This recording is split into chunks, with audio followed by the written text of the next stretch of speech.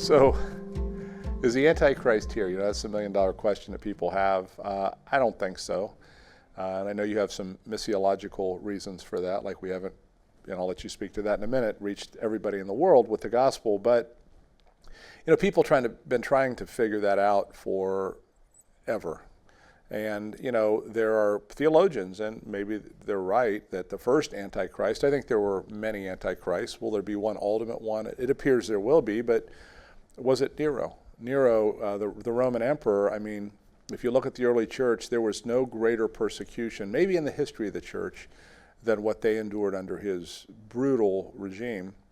But I think throughout history there have been, and an Antichrist is somebody who's just anti-Christ. Talk about that a little bit, because I think we get hung up on there's got to be this person, and we think it's a political figure or whatever, and I'm not sure about that.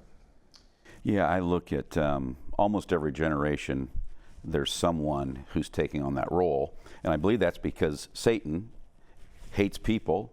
He hates God's creation. He hates God. He's working against God.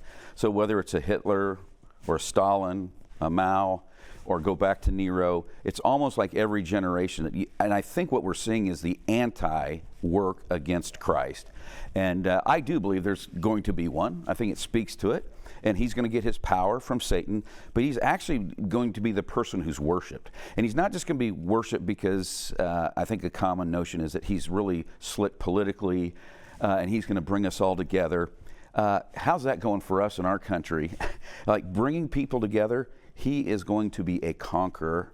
He's going to bring death. And that's how he's going to bring people together, more than just he's this really good politician and he can just say the right things. And so I do think there's another one coming, and we may have one before the ultimate one in the end.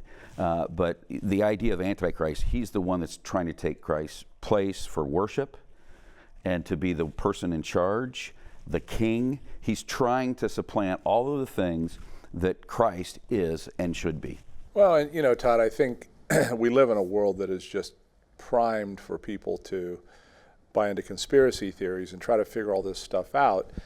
And what I would suggest to believers is, why don't you think of a counterfeit expert, like somebody who works for the U.S. Treasury and can spot a counterfeit bill. The way they learn to do that is by getting to know what the real thing looks like so well that they can spot a fake.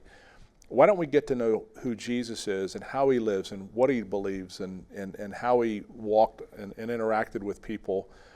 And why don't we compare the people that we emulate to Jesus and see how they fare? Because I think then you're going to really be able to see the truth. But I think we focus more on Christ than the Antichrist. I think we'd be way healthier and far happier.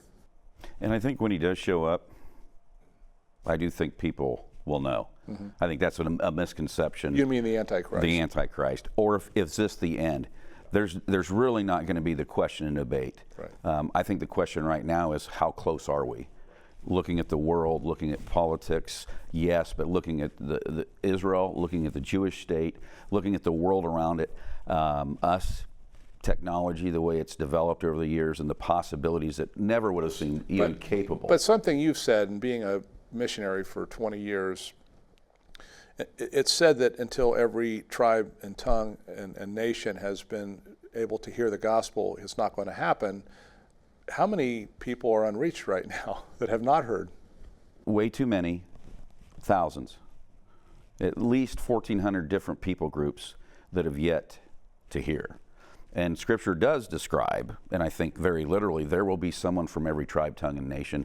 And that is also one of those things that needs to happen before Christ returns.